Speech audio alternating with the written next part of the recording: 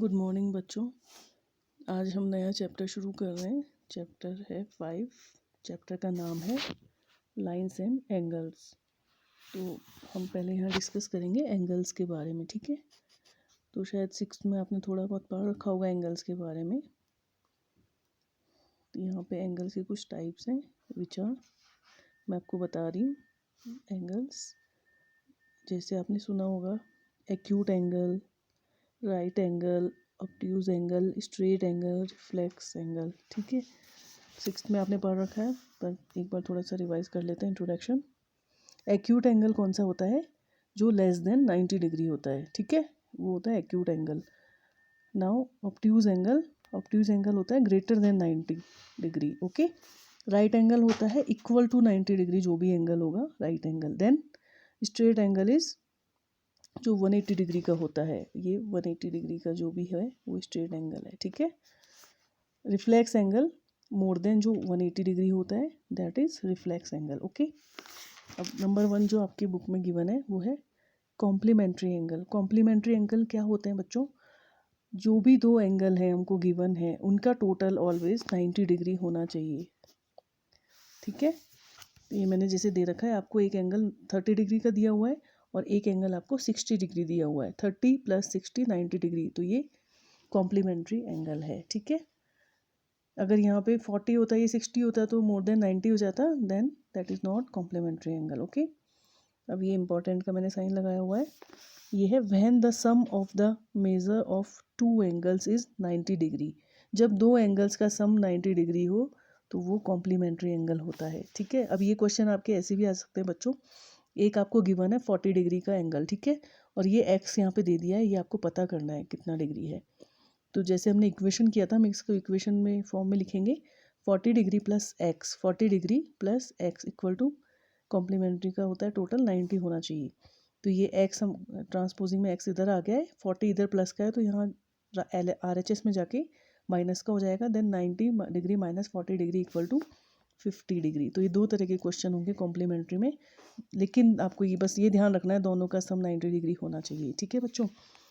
Next है complementary हो गया। अब हम आते हैं supplementary angle. When the sum of two angles is 180 degree. Complementary में याद रखना बच्चों, complementary 90 degree, okay, and supplementary 180 degree, okay. दो एंगल का सम जब 180 होगा, सपोज एक एंगल 90 एक एंगल 90, तो ये 180 होगा। अब बच्चों एक हमको मान लो यहाँ दिया हुआ है 60 डिग्री का एंगल, ठीक है, ये 60 डिग्री का हमको दिया हुआ है और दूसरा एक्स हमको पता करना है बच्चों, तो वही 180 टोटल होता है।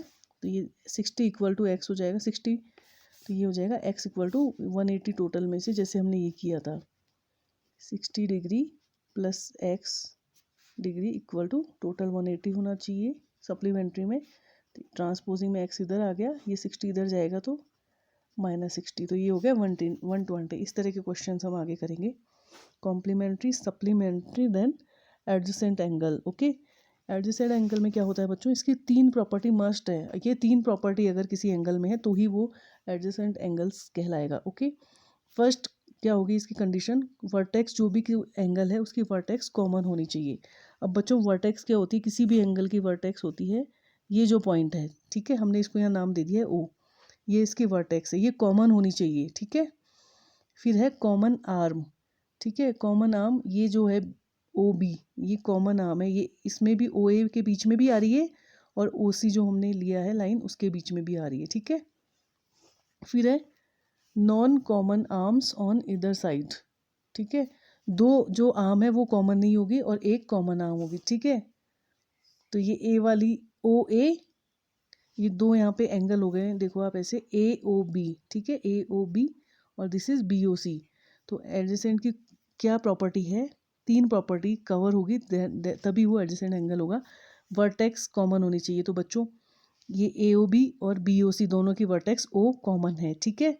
कॉमन आर्म होनी चाहिए, ए ओ बी बी ओ सी दोनों की ये आर्म है ओ बी, ये कॉमन है, ठीक है।